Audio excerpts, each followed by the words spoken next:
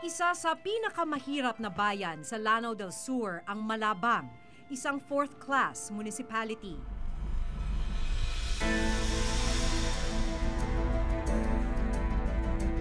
Malubak ang daan papasok sa Barangay Madaya sa bayan ng Malabang.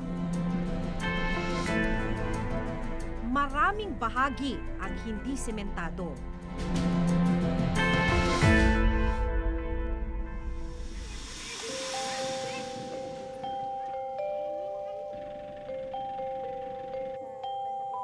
Pagsasaka at pangingisda ang pangunahing kabuhayan ng 2,000 residente rito.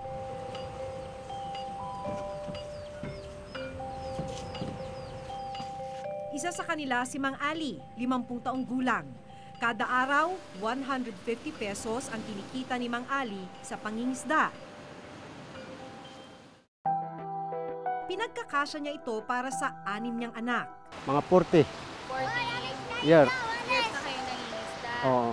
Pumadlaw kami, makauli kami ng isda. Maraming isda. Kung walay bagyo, mabuti rin. Kung may bagyo, okay. Angin. Yang balod, hangin, yan.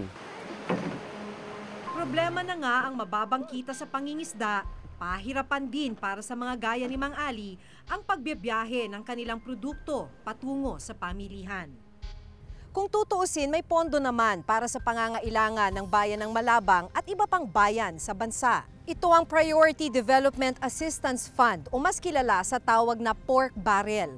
Una itong tinawag na Countrywide Development Fund noong 1990 pero noong taong 2000 ay formal na itong tinawag na PDAF. Ang mga kinatawan ng bawat distrito at party list sa Pilipinas ay may nakalaang 70 milyong piso kada taon o 210 million pesos sa kabuuang termino nila na 3 taon. Samantalang ang bawat senador naman may nakalaang 200 milyong piso kada taon o 1.2 billion pesos sa kanilang buong termino na 6 na taon. Nagmumula ang mga ito sa ating national budget. Ngayong taon, umabot sa 25 billion pesos ang kabuuang pondo para sa pork barrel ng mga mambabatas. Nang suriin namin ang datos mula sa DBM, sa kabuuan, 16 million pesos ang pork barrel na inilaan para sa bayan ng Malabang sa Lanao del Sur noong 2011. Habang noong 2012, naglaan naman ng 35 million pesos para sa bayang ito.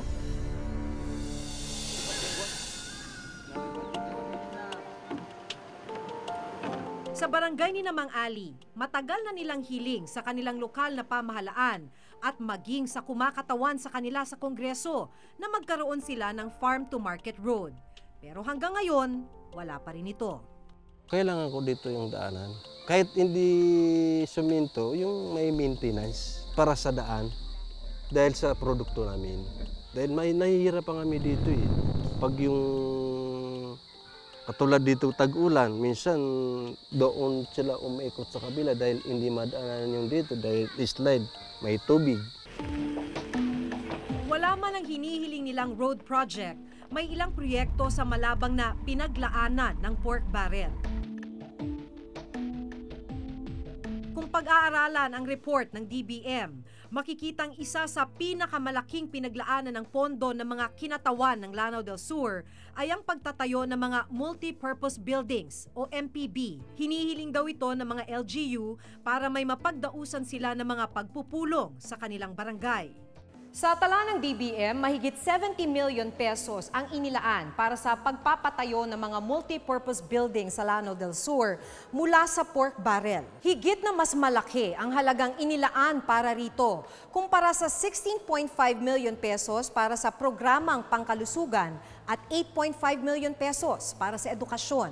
In my district, I have 531 barangays. And all the 531 chairmen and chairpersons are requesting for a project. Hindi pwedeng selective ka doon sa, you have to give to all the barangay chairmen. Isa Isa sa mga lugar kung saan may pinakamaraming multipurpose building project ay ang bayan ng Tugaya. Noong 2011 lang, 10 MPB ang itinayo sa iba't ibang barangay dito. Kabilang na rito ang MPB sa Barangay Putad. Ayon sa DBM, naglabas ng 500,000 pesos mula sa pork barrel ni Congressman Balindong para rito. Pero nang bisitahin namin ito, mga poste ang aming inabutan. Sa sobrang tagal ng pagkakatenga, tinubuan na mga ito ng damo at halaman. Giit ni Barangay Captain Muhammad Sharif, hindi naman daw naibigay ang kabuang 500,000 pesos sa kontraktor na gumawa ng proyekto. 500,000 daw ang funding nito. Kaya lang, nakuha ko lang 50,000. Ito lang 50,000 na ang tumatawag ako doon sa engineer. Hindi ko daw makukuha yung pera na dagdag nila sa funding nito kung hindi ko lang daw ito matapos. Ang sabi nila, magpautang ka. Wala namang may pautangan. Saan ako kukuha ng ipautang ko? Pero giit ng DPWH Region 10 na siyang implementing agency ng proyekto. Nasa kanila pa ang pondo at 15% pa lang ng 500,000 pesos o 70,000 pa lang ang nagastos para rito. Ang tanong, bakit hinayaan itong matenga ng halos 5 buwan? Ganito rin ang kalagayan ng itinayong multipurpose building sa Barangay Gurain, sa bayan pa rin ng Tugaya. 500,000 pesos din mula sa pork barrel ang inirelease ng DBM para sa proyektong ito noong 2011. 5 buwan na rin itong nakatenga. Pinipressurize lang sila na tapusin yung project para walang problema doon. Kasi hindi naman natin magawang i-terminate yung contract minsan kasi maliit lang ang hindi niya natapos. Ang ginagawa namin doon, hindi namin binabayaran. Sa Barangay Pundiranao naman, naglabas rin ng 500,000 pesos ang DBM para sa pagtatayo ng MPB. Pero wala naman kaming nadatnang multipurpose building. Asan po yung multipurpose? Wala ko nakuha, ma'am. Wala po. Hindi ko natanggap ang multipurpose. Bakit daw po? Hindi nila binigay sa amin. Alam niyo po ba na na-release po yung pondo para sa multipurpose hall? Hindi, ma'am. Hindi namin alam. Pero may nakausap po kayo sa Kongreso. Si Congressman nakausap. Nakausap kami na magbigay siya ng mga project. Pero ngayon na wala na. Ang nakapagtataka ayon sa nakuha naming financial status report ng DPWH Region 10, nakasaad na gumastos na ng 70,000 pesos para sa proyekto. Yung iba, karamihan doon nakaposte lang. Kung minsan may problema doon sa mga site, peace and order, gano'n.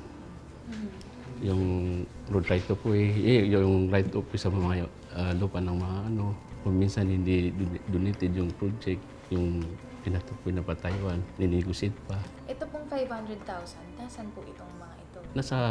Nasa kasir pa yan, nasa gobyerno sa.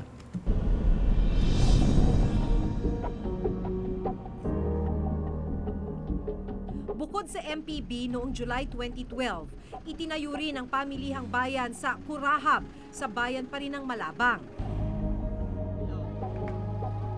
Ayon sa DBM, nag-release ng 5 million pesos mula sa pork barrel para rito.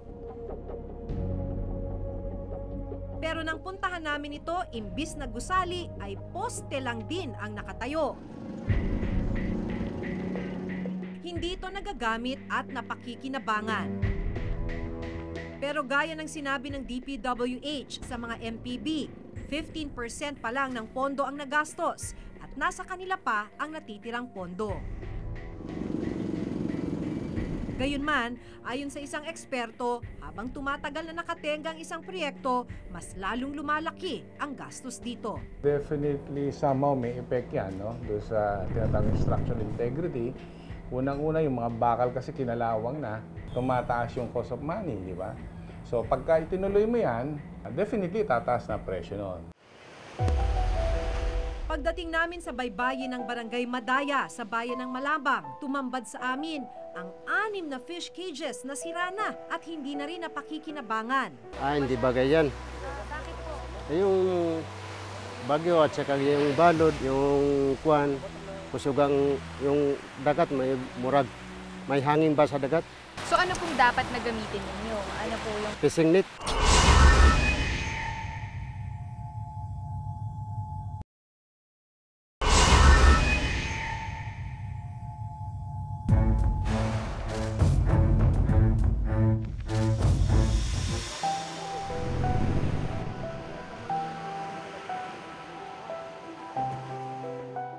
Para sa mga mangingisdang gaya ni Ali, may proyekto inilaan mula sa pork barrel ni Congressman Balindong. Nakasaad sa DBM records na nakatanggap ng 7.5 million pesos na pondo mula sa PDAF para sa livelihood program ang bayan ng Malabang, Lanao del Sur noong 2011. Bahagi ng proyekto ang pamamahagi ng mga fish cage sa mahihirap na residente ng Malabang. Pagdating namin sa baybayin ng Barangay Madaya sa bayan ng Malabang, tumambad sa amin ang 6 na fish cages na sira na at hindi na rin napakikinabangan. Hindi raw kasi angkop ang ganitong klase ng fish cages sa baybayin nila na kadalasang malakas ang alon. Hindi bagay yan. Bakit po? Yung bagyo at saka yung balod, yung kuwan, kusugang yung dagat may murag. May hangin ba sa dagat? So ano pong dapat na gamitin ninyo? Ano po yung... Fishing net. Because 15% daw was released. And, yan lang kaya niya siguro. Ikatlong termino na ngayon ni Congressman Balindong, 6 na taon na siya sa pwesto. Nakaupo naman bilang mayor ng Malabang ang hipag niyang si Omen Salam Sarip Balindong. Kamag-anak din niya ang vice mayor ng Malabang na si Berua Anwar Balindong. Huwebes noong nakaraang linggo, pinuntahan namin ang munisipyo ng Malabang pero nakapadlak ito. Ang munisipyo mismo ang direktang nakakuha ng pondo para sa proyekto. Ayon sa nakausap naming empleyado ng munisipyo na tumangging humarap sa kamera, wala ang mayor na si Omen Balindong.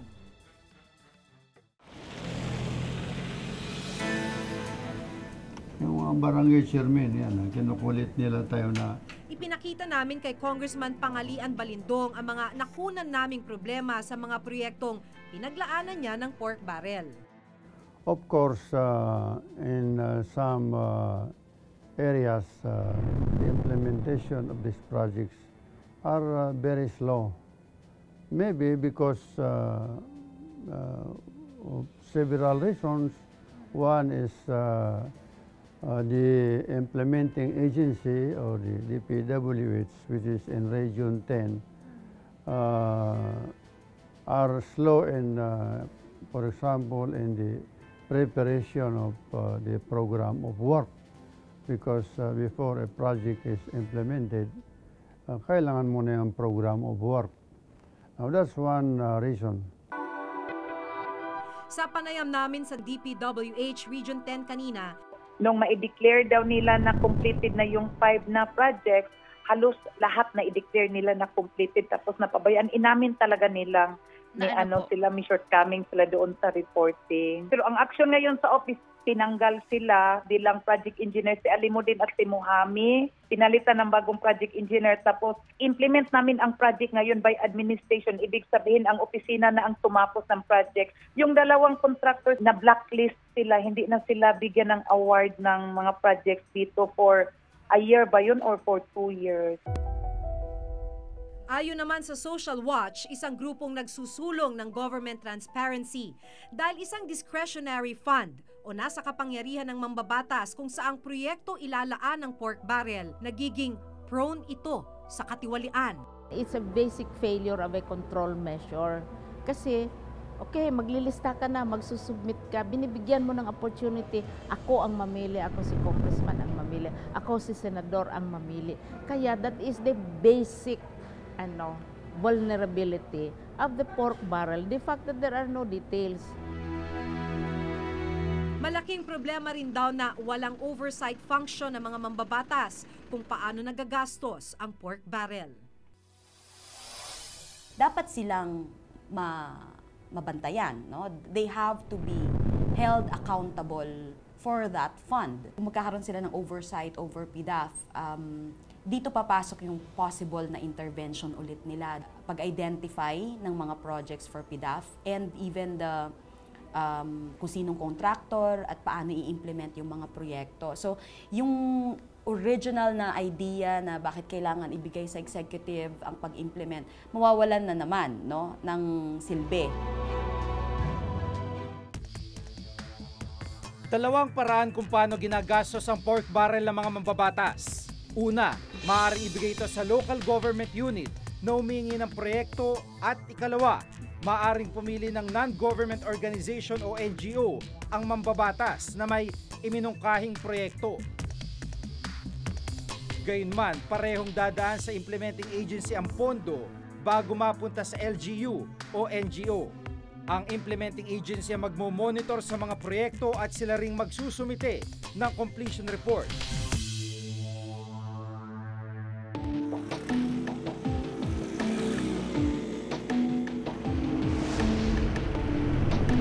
Ilan sa mga programa ng mga NGO ay proyektong pangkabuhayan para sa mga magsasaka. Pagsasakang kadalasang hanap buhay ng mahigit 1,000 residente dito sa Doña Remedios Trindad, isang upland municipality dito sa Bulacan. Isa sa kanila si Mang Raimundo, 56 na taong gulang at may 8 anak. Lahat ng hirap na sa amin. Talagang gobyerno nila nakalaang tumulong sa taong mahirap na kamukha namin. Talagang kami nangangailangan ng tulong. Ang kita niya, 20,000 kada ani. Nakakaani raw sila minsan lang sa isang taon. Kaya lumalabas ang kita niya araw-araw 54 pesos lang. Pagka maganda ang naging katulad yun, ala namang halos hindi maabot kami rin sa pag-ani uli namin. Ala na, bumibili na uli kami ng pagkain. Isa lamang si Mang Raimundo sa mga marginalized farmer na natukoy ng Barangay Kalawakan dito sa Doña Remedios Trindad. Dahil sa hirap, malaking ginhawa kapag may tulong na ibinibigay sa kanila ang gobyerno. Maaari yung malaking magagawang tulong sa amin kasi una-una, baka ang mga binhi na yan, mga pananim na yan, hindi na kami bibili. Noong taong 2011, isang livelihood program na nagkakahalaga ng 29.1 million pesos ang isinagawa ng NGO na Sagipbuhay People Support Foundation Incorporated sa Doña Remedios Trindad. Layo ng programa na mamahagi ng mga high-value crops, seedlings at maging fertilizer sa mga mahihirap na magsasaka rito. Galing ang 29.1 million pesos na pondo sa pork barrel ni na Senador Gringo Nasan na naglaan ng 25 million pesos at ni dating Akbayan Representative Risa Ontiveros na naglaan naman ng 5 million pesos. Ang government-owned and controlled corporation na National Agribusiness Corporation o NABCOR naman ang implementing agency sa programa ng Sagipbuhay Foundation. Nakasaad sa COA na mga marginalized farmer ng Doña Remedios Trindad ang isa sa benepisyaryo ng programa. Pero ayon sa Municipal Agriculture Officer dito, wala silang natanggap na anumang livelihood program mula sa Sagipbuhay Foundation. Pero yung kit na nagbigay sila sa bayan ng TRT, parang gaya nga na nasabi mo, ang palaya o tomato, etc. Parang wala kaming alam na ibinigay na ganun sa aming opisina. Pino na rin ng COA ang hindi pagsunod ng Sagipbuhay sa mga probisyon ng COA, gaya ng hindi pagsusumite ng aprobado at pirmadong project proposal kung saan dapat nakasad ang objective, target beneficiaries at feasibility studies. Upang malaman kung paano nangyari ito, tinungo namin ang address ng Sagipbuhay Foundation na nakadeklara sa Securities and Exchange Commission o SEC. Pero napag-alaman namin na hindi Sagipbuhay ang umuupa dito.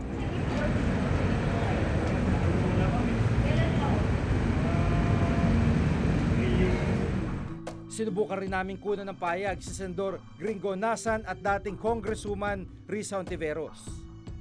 Pero hanggang ngayon, hindi pa rin nila kami pinauunlakan ng panayam. Sa patuloy naming pakikipag-usap sa mga empleyado ng munisipyo ng Doña Remedios Trindad, natuklasan din namin na isa pang kaduda-dudang NGO ang gumamit sa pangalan ng ilan sa mga residente dito. April 4, 2012, nang padala ng sulat ng COA si Roberto Soriano ng Barangay Camachile sa Doña Remedios Trindad.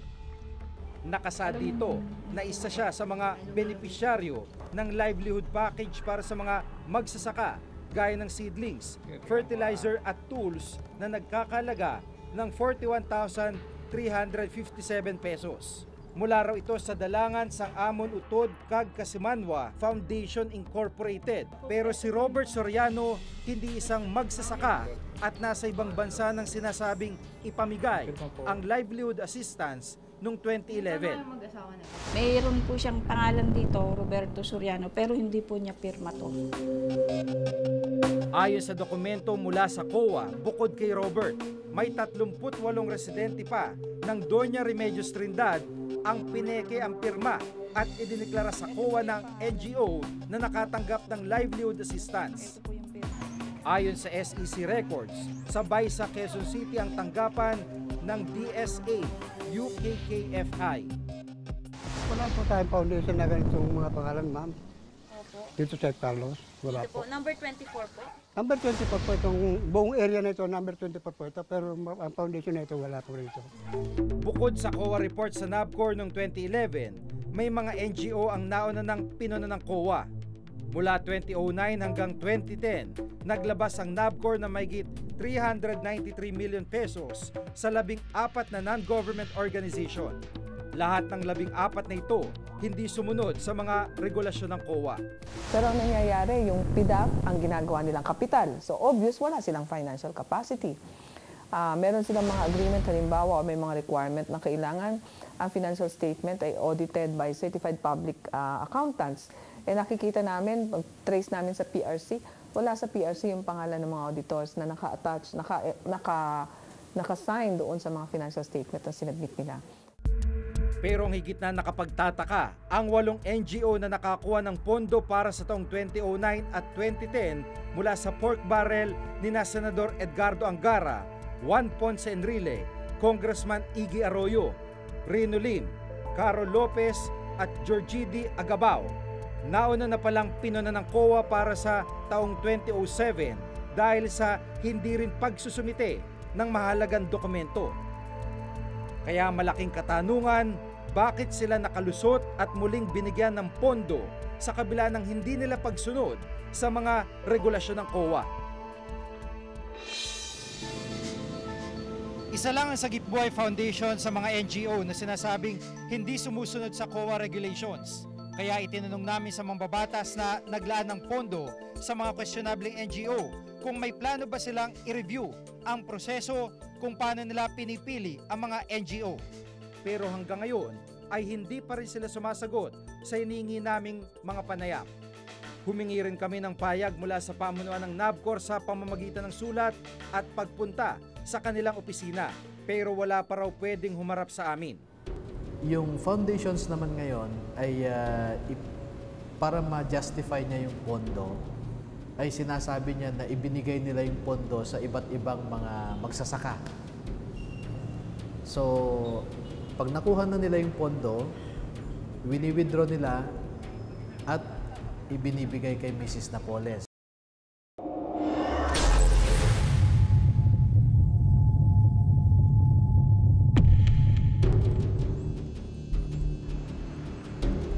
Kabilang ang masaganang ani para sa Magsasaka Foundation sa paulit-ulit na nakakuha ng pondo mula sa pork barrel ng ilang mambabatas. Pinamumunuan ni Ben Hurluy ang masaganang ani para sa mga Magsasaka Foundation na siya ngayong whistleblower sa 10 billion pesos pork barrel scam.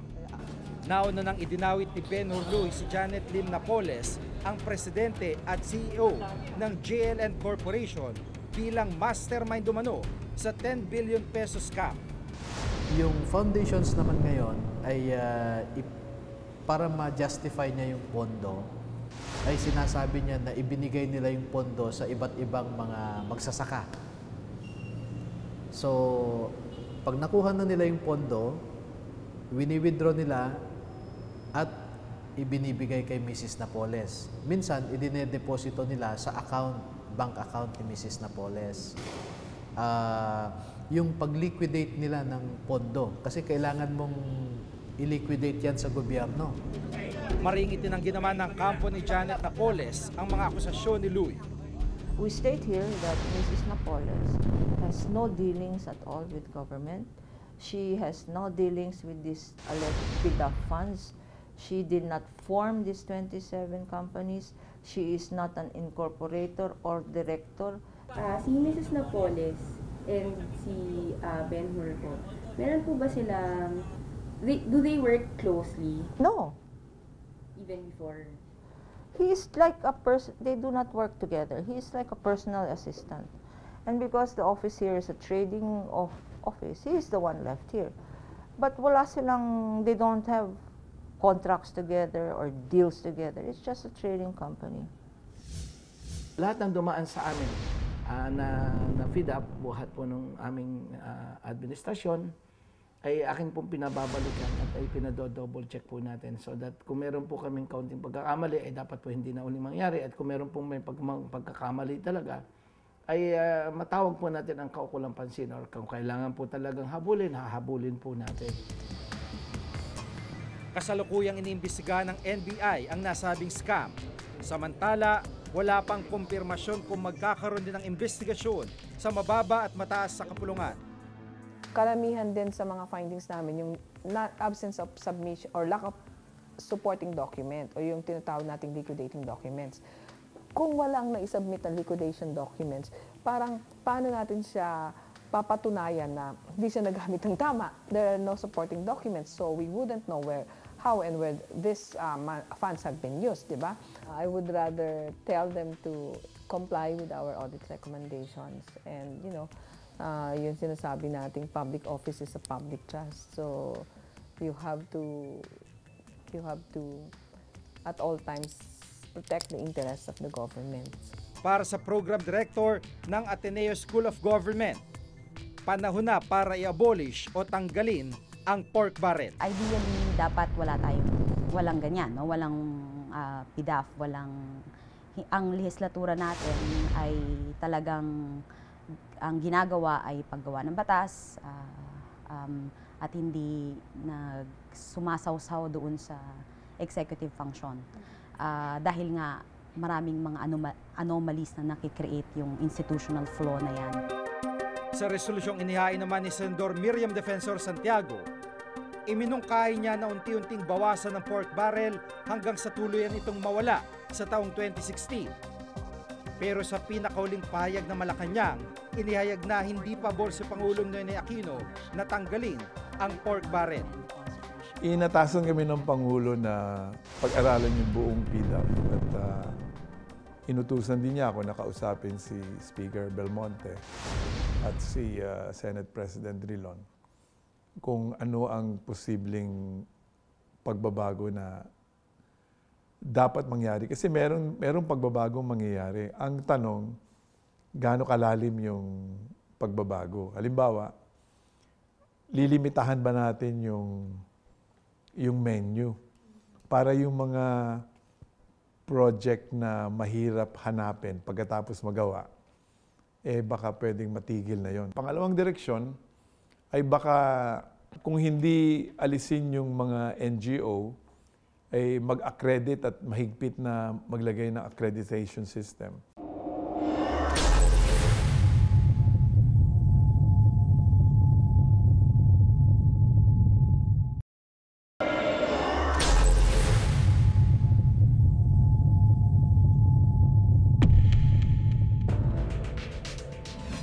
Malawak ang kapangyarihan ng mga mambabatas. Bukod sa tagapagsulong ng mga batas, may kapangyarihan na rin silang mamili kung sino at ano ang mga proyektong dapat pondohan at bigyang prioridad. Pero sa ilang pagkakataong naging kontrobersyal ang pork barrel, panahon na para gumawa ng paraang matiyak na napupunta ito sa tamang benepisyaryo. Kung hindi ito magagawa sa lalong madaling panahon, mas makabubuting tuluyan na lang itong alisin at ilaan sa ibang programa ang bilyon-pisong pondo. Ako po si Jigo Manicad at itong naktala sa aming Reporter's Notebook.